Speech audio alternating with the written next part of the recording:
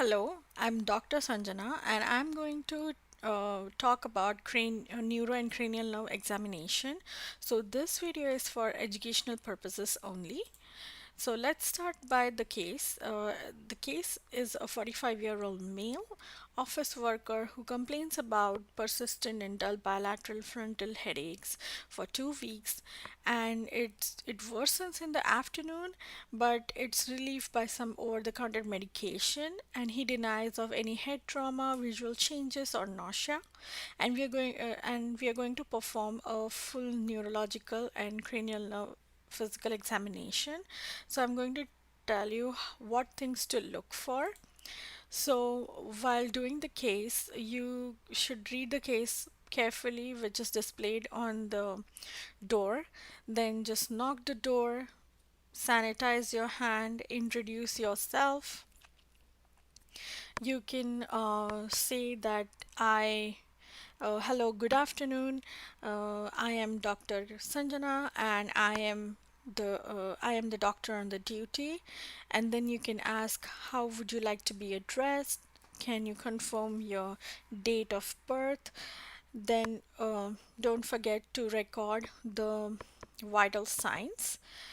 Um, then, on general inspection, observe if the patient is sitting comfortably or in distressed positions. For sign, note any obvious abnormalities such as muscle wasting, involuntary movements, or asymmetry. For orientation, you can ask, can you please tell me your name? Where are we right now? What's today's date? What time of the day is it? Then for cranial nerve, for sense of smell, we typically do not test this unless there are some specific issues suspected. So for this olfactory nerve, we can give coffee. To smell, don't give harsh ammonia to smell because it causes headaches.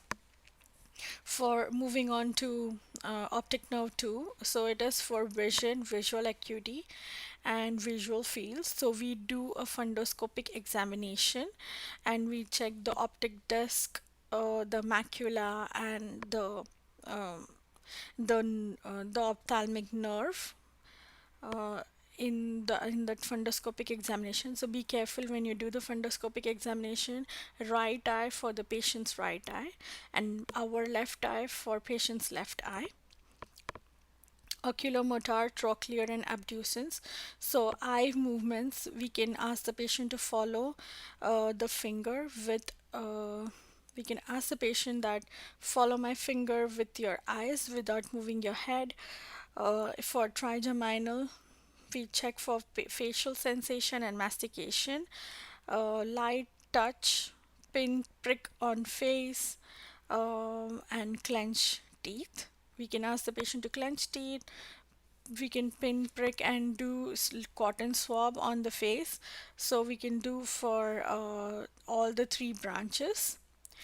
For facial expression, you can ask the patient to raise your eyebrows, close your eyes tightly, smile, and puff out your cheeks. Hearing and balance, so Rene and Weber test and Romberg test for balance. For glossopharyngeal, we can ask the patient to say ah, and we can see palate elevation and gag reflex. You can also use tongue depressor to touch back at the back of the at the uvula to test for gag reflex. For accessory, you can ask the patient to shrug the shoulder, turn the head, um, uh, and for hypoglossal, you can ask the patient to um, show their tongue and move their tongue side to side. So now moving on to upper and lower extremities, looking for like inspection, look for asymmetry, atrophy, fasciculation, tremors. Then look for like palpate for any muscle bulk. The muscle mass is normal with no atrophy. If it's normal uh, tone, you can tell them just relax, please. Let me do everything for you. I'm going to check the tone in your right, left arm or leg. If the tone is normal or it's not normal, it's hypo or hypertonia, you can give those findings. Then for motor power, so this is the grading scale in which 0 is no movements, 1 is muscle twitches, and second one is moves with gravity, and then can't move against gravity. Then fourth one is full power but can resist with some force, and fifth is full power. For sensory light touch, you can say, can you close your eyes, please? I am going to touch you lightly. Let me know when you feel it. Use cotton or pinprick to check on the proximal and distal areas bilaterally.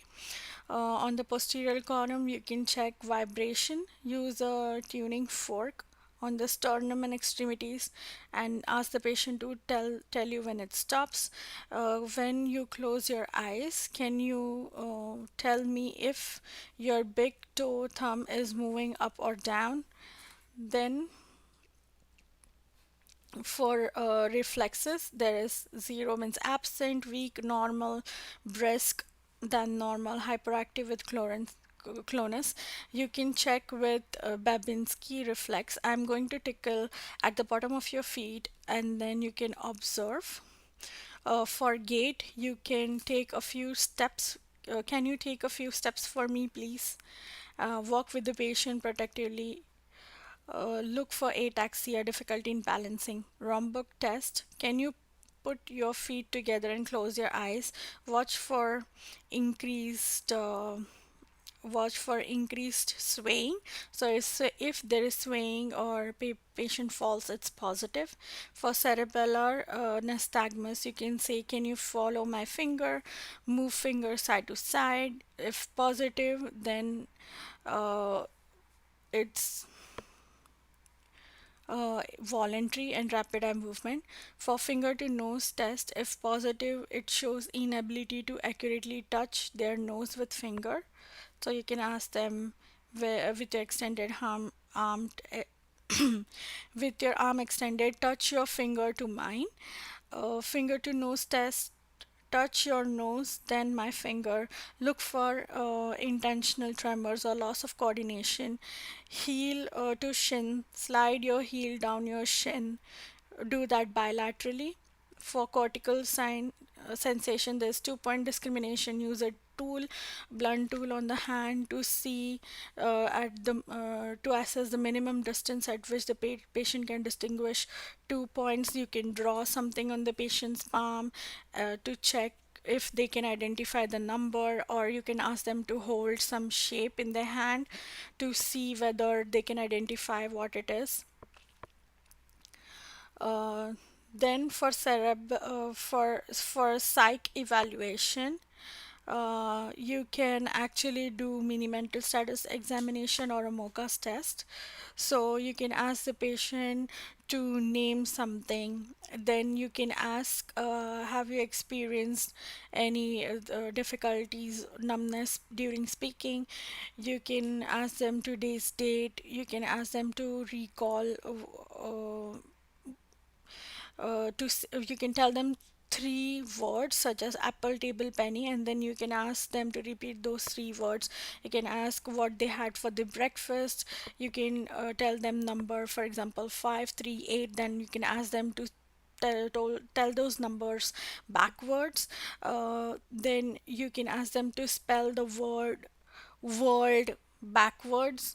Then you can tell them to use you can tell them to use the point uh, to point at the objects, for example pen or watch dial, and ask what that is. You can tell them to repeat the sentence saying the sun rises in the east and ask them to repeat that.